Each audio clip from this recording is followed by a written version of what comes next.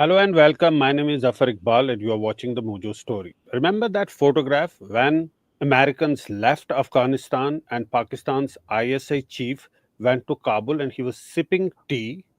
Not much time has passed. Today, last month in fact, Pakistan carried out airstrikes in Afghanistan. Now, those airstrikes were carried out in Paktika province, and Afghanistan government, the Taliban government, said that more than 50 people, including women and children, were killed in those airstrikes, and they have vowed to strike back. So that is the situation that has developed in such a short span of time. At that time, Pakistan claimed that it was a victory, that Afghan Taliban were firmly in control of Kabul, but now they are entangled in a war of sorts with the Taliban. But India has interestingly spoken about it. The MEA has said that it unequivocally condemns the Pakistani attack on civilians in Afghanistan, saying that it was Islamabad's old practice to blame its neighbors for its internal failure. Kab, that is the MEA statement. So, all those developments taking place in India's neighborhood, to get a sense of how we can analyze these developments, we're joined by Major General Dhruv Katoch. He joins us from Delhi. He's the director, India Foundation. Welcome to Mojo Story, Major Thank you. General Dhruv Katoch. Uh, how do you analyze this situation? As I started the show by reminding our viewers that Pakistan's ISI chief, who is now ironically in jail, has been court-martialed, was at that point in time in Kabul sipping tea and sending across a signal that Pakistan has won the war. In fact, the Afghan Taliban were in control, and it seemed that Pakistanis were calling the shots. But what happened? That situation reached to a point where Pakistan is carrying out airstrikes inside Afghanistan, and Taliban has vowed to hit back. Thank you, Zafar. Zafar, when the Americans withdrew and the very chaotic withdrawal from Afghanistan, from Kabul, and those scenes are for the people who have seen it of people clinging onto the aircraft and, just trying to get out, they made horrific visuals. Now, a day after that, on various television programs, I made a statement. I said there are no victors in Afghanistan. Everybody is a loser. Everyone is a loser. The degree of loss varies. But in real sense, there is no victor. So at that time also I said, if Pakistan thinks that they have achieved a victory, or if China thinks they have achieved a victory, they are mistaken. They have simply cut their losses. And if the Americans, people think, have suffered a very major blow, you will find that the situation is going to change very rapidly. They have suffered. But in this game, there is no winner.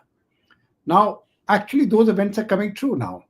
Because when you're looking at Afghanistan, the people of Afghanistan, especially the Taliban, are looking at their own interests, and they are not looking at it from the prism of Pakistan, which has always treated Afghanistan as a backyard.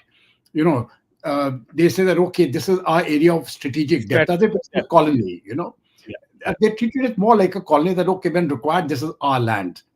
Now, the Afghans are a very proud people, and they have suffered tremendously. Yes, Pakistan has supported them, but let us face the fact: they are the people who have fought all these years, right from the time the Soviet Union, from the Soviet Union's invasion.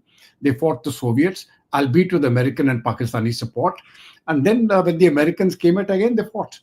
So the question is, they are used to this sort of a life. They will fight for their freedom. So for Pakistan to think that they could dictate terms, I think it was a very long shot. It is not going to happen. Or people also made a statement that now those Afghanis, because they have got no other job to do, they will now come in via Pakistan to Kashmir. No, that didn't happen. No, it didn't happen for a very fundamental reason. You see, everybody was thinking that they will do what Pakistan tells them to do. But that is not the way the real world works. They will do what Afghanistan needs to be done, especially as far as their integrity is concerned. Yes, on the human rights issue, on women rights, etc., they are following a particular version of Islamic fundamentalism. That is their choice. Some may like it. I mean, some will be vehemently against it. But the point is, it is their way of life, and I cannot comment on that. But for anybody to have made that assessment that the war is over and is going to end, it is not happening. Today, it's a reverse situation which is taking place. It is the Americans actually who are pumping in funds to keep the government alive. They have very severe challenges, especially with regard to the Tehreek-e-Taliban Pakistan. Yes, I I mean, was coming to that. yeah, Pakistan perhaps expected that Afghan Taliban will now act on their behalf and try and dismantle or dislodge Tehrik-e-Taliban Pakistan militants or their supporters in Afghanistan. But what Afghanistan did, what the Taliban did, they asked Pakistan to have a dialogue with them to solve their own problems. you see, it's as far as Pakistan is concerned, the TTP is a very complex problem. I think it came up in 2008. I think that were in the time when the Lal Masjid was attacked. Then these groups are already there. There were about 30 or 32 odd groups. Then they all coalesced into the Tehreek-e-Taliban Pakistan under one umbrella, and then they vowed to fight the state. So the situation there it is really a question of governance. Pakistan is really it is a military rule garbed under civilian democracy. But what the TTP wants is Sharia. So there is a complete different system of governance. And the TTP has vowed to get Sharia at least in the Khyber Pakhtunkhwa region, if not at least in the border districts, as a first step. And now that is something which is anathema to the Pakistan polity and to their army, because should that happen, then all of them lose power. Then the control of the country of Pakistan will go to the clerics, the way the control of Afghanistan has gone to the clerics and not to any democratically elected leader. So there is on this particular issue, there's a complete ideological divide, and the TTP is not going to come to any sort of terms with the Pakistan military or the Pakistan establishment unless it is on their terms. So I think this is a battle which is going to continue for a very long time, and they will get the support of the Afghan Taliban because they have fought shoulder to shoulder with the Afghan Taliban for a very long time. They fought against the Then, Americans with them, then, and they fought then against the Russians with them. General Saab, how were Pakistanis optimistic at that time that Afghan Taliban will fight on their behalf or at least take measures to control the TTP? That's that photograph of Pakistan's ISI chief on that particular day No, Faiz sipping Ahmad, tea. yeah. Yeah, No, yeah. you see, General that was Saab. a tremendous. But let me Zafar, complete my question. yeah. I'm saying what was the source of that optimism? If Tehrik-e-Taliban Pakistan fought shoulder to shoulder with Afghan Taliban, then how was Pakistan optimistic that they will have the Afghan Taliban on their side when it comes to taking on the TTP, the Tehrik-e-Taliban Pakistan? No, very frankly, I think it was a tremendous miscalculation on their part. I had said it even that time. I said, I haven't understood why Pakistan is celebrating. Because, and this was, imagine, for just 24 hours after the fall of Kabul. I made that statement. I said, I haven't really understood why they are celebrating because fundamentally, the fundamentals hadn't changed. The fundamentals was that there was something which the TTP aspired to, and they were not going to let go of their demand simply because Afghanistan has become Taliban ruled. They wanted their area, the Pashtun areas, also to be under Taliban rule. If not the rest of it, at least the Taliban area, and the Durand line has never been accepted. So the Pashtun heartland was really divided by the Durand line more than 100 years ago. And there is no government in Afghanistan which has ever accepted the validity of the Durand line. Even when some people say that it had a validity of 100 years, I mean that may or may not be true because on the paper it's not written that way. These are just assumptions. But the point was the Afghans have never accepted it, and the Pashtuns have been divided. So Pakistan is in for a very, very, they are not really in a position to battle the TTP or the Afghans for the simple reason while they have got a stronger army, the war which is going to take place there is not a conventional war. It is really a guerrilla war. A guerrilla war is a hit and run war. And every time the Taliban gets together, they can go and hit a Pakistani post and simply disappear from there. So the Pakistani options are very, very limited. I think they are in for and a and long time. and It was a and and, and miscalculation they made.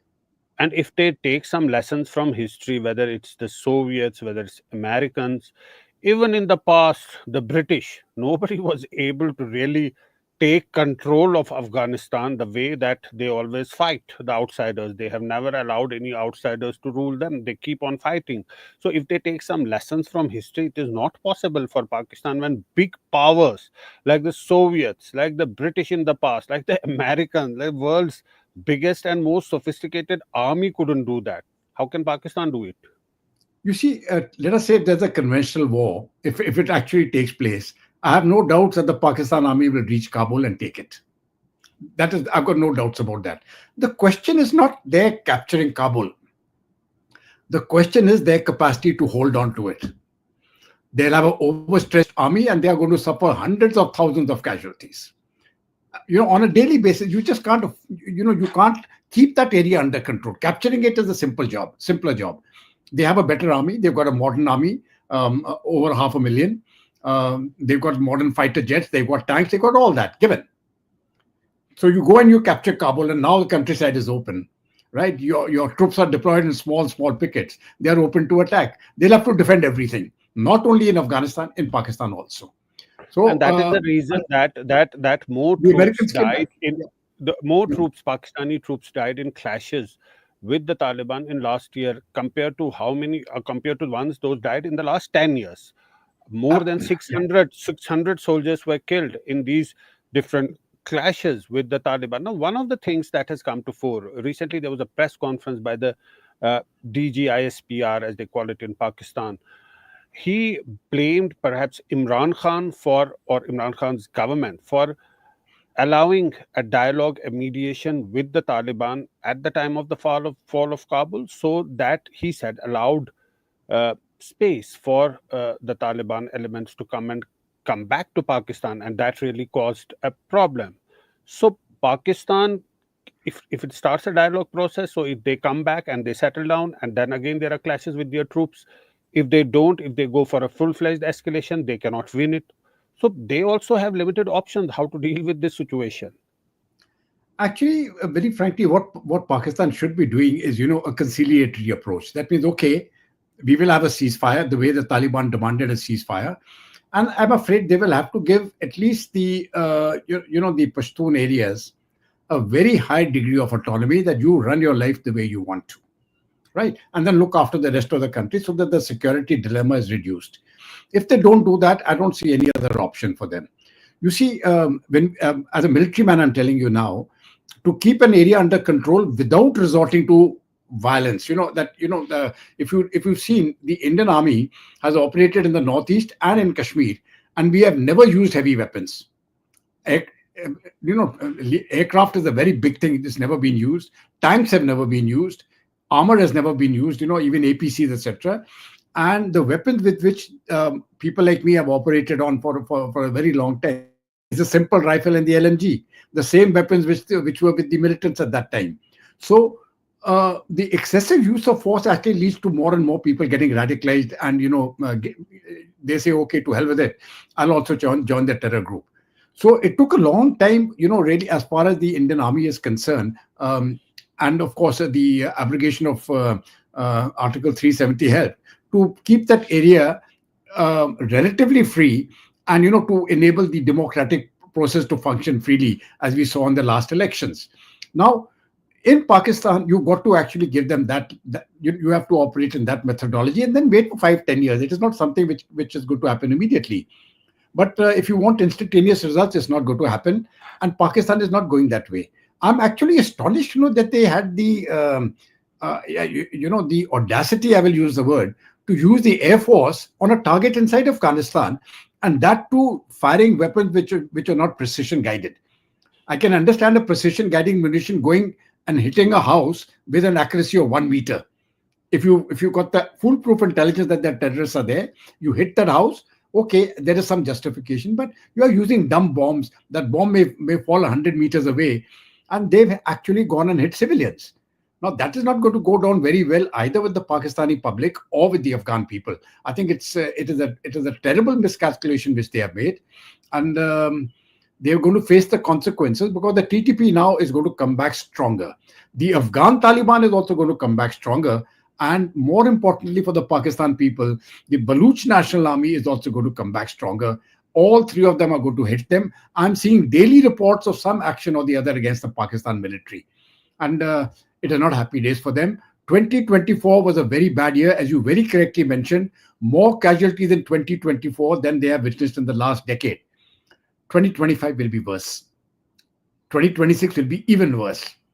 And I don't see, unless they have a reasonable polity. On Imran Khan, I want to give you, as you had talked about Imran Khan, his tenure, I don't think as a politician and as a competent leader, as a statesman, I don't think he measured up. But the central point, Zaffar, remains. He is the most popular leader in Pakistan today. And if you hold a free and fair election, he will win hands down. Right. I think one of the solutions for Pakistan is go for it. Let Imran Khan win. He will bring, Yes. he is a man who has a chance to bring peace, but go through the peace process, go through the election process. Don't rig the elections as you have done the last time. That is one option. But it is also a question of the survival of its established, the way that they have controlled that country.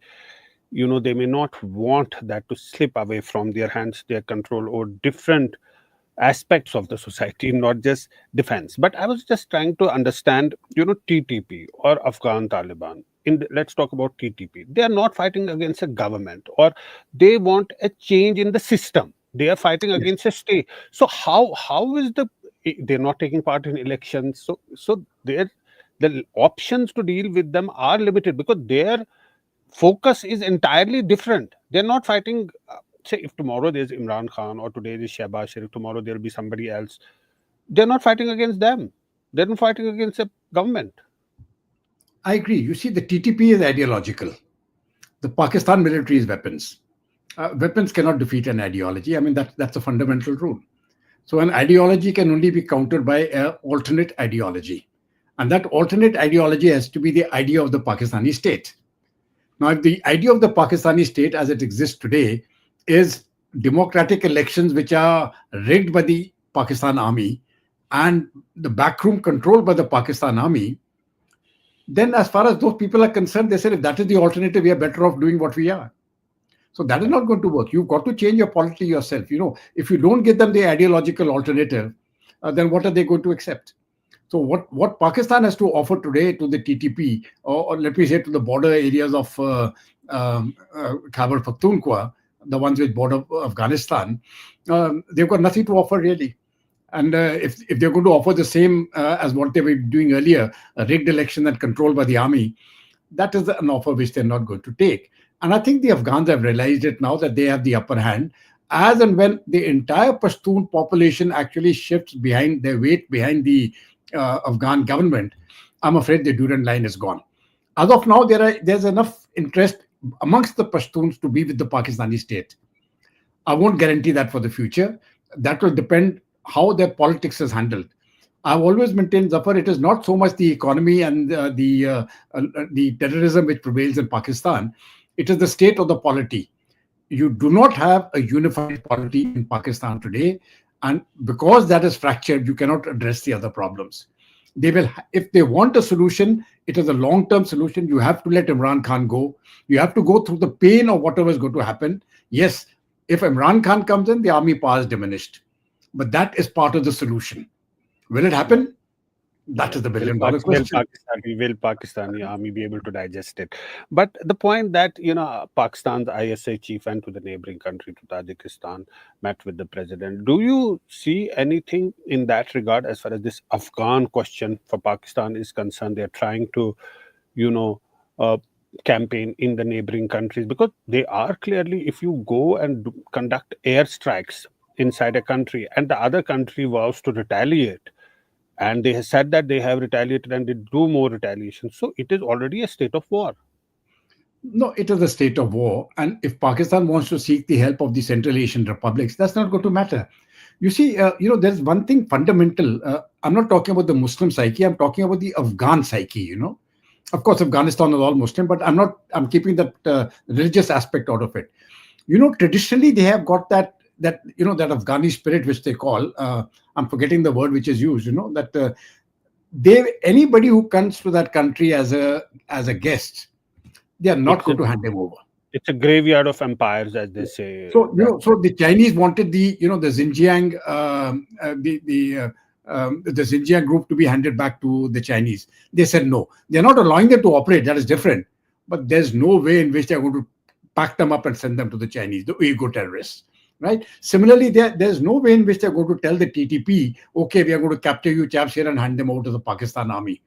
That will finish the credibility of the Afghan spirit. No, So but they will never do something they like did not hand over Osama bin Laden to Americans at that point in time. Why would they that. hand Yes. over TTP to So Pakistan? they will never do it. So that aspect of Afghanistan is something which I think people need to understand. It's a very proud people.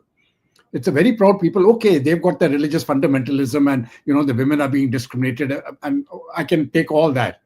But when we look deeper into that, they're a very proud people. And if Pakistanis think that, okay, we are the Punjabi Muslims and we will take these Afghans for a ride, I'm afraid it's not going to happen. That they will resist, and when they resist, those are very mountainous terrains, and you will require a very large army to hold them down. 500,000 Pakistani troops is too little. They'll have to Yeah. multiply the army by at least three and keep 1 million of them deployed in Pakistan. Pakistan can't afford its present army.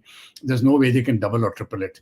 So there is going to be a problem for the future unless it requires, again, as I mentioned, Zaffar earlier, it requires very deft political handling. And the present political establishment doesn't have the mandate to do it. They need fresh elections. And whoever becomes the winner in a free and fair election, that person will have the mandate. I'm reminded of a video that went viral when Kabul fell. It was General Hamid Gul of Pakistan, who has died long back ago. He had said that Pakistan, with the help of Americans, defeated Soviets, and with the help of Americans, it will defeat America in Afghanistan. That time, Afghanistan was not defeated. That video had gone viral at that point in time. So Pakistan makes its calculations. It may be tactically good, but strategically, how Disastrous. those calculations work is there's always a question mark. But how should India deal with all of this? We've seen an India has not recognized the Taliban, but Indian official has recently visited Afghanistan and met with Taliban leaders there, and now India has strongly condemned. India is trying to send across a message. It's always for the people of Afghanistan, behind the people of Afghanistan, and that is precisely what India has done. They have said they have condemned the killing of civilians in Afghanistan by this Pakistani strike. You see, when we're looking at this particular aspect, the government of India has been very supportive of the people of Afghanistan. And the Afghan Taliban is a regime which we have not recognized, but we are still in support of the people of Afghanistan. And that support will remain. So there are back channels, as in any government, to deal with the Afghan government. And Yeah. I think if economic aid and other things is required, that is something which India will provide. But today, as of today, I think our relations with Afghanistan are better than Pakistan's relations with Afghanistan. So Well, to that, yeah. that is how the time changed. We kept on showing that photo of Pakistan's former ISI chief. At that time, he was sort of a that was a victory, sort of a uh, statement that he was trying to put out by being there on that particular day when Americans were running away. It was not a simple photograph. It was a value loaded photograph, and he was sipping tea. And today, at this, um, not much time has passed that Pakistan is conducting airstrikes, and what we are telling is perhaps India's relationship with Taliban government with Afghanistan is better than what Afghanistan has with Pakistan right now. These are interesting developments that are taking place in India's neighborhood. On one hand, we have Bangladesh. On the other side, there's Pakistan, there's Afghanistan, there's China. India is, of course, surrounded by different powers, and it will have to always keep its guard up and keep changing its strategies according to the dynamics that are developing in its neighborhood. Thanks so much, Major General Dhruv Katoch, for joining us today and for sharing your thoughts. And thanks to all our viewers for watching the Mojo Story. It's great to see you here. Thank you for watching our work. If you haven't subscribed yet, don't forget to click the bell icon and subscribe to Mojo Story and support independent, robust journalism.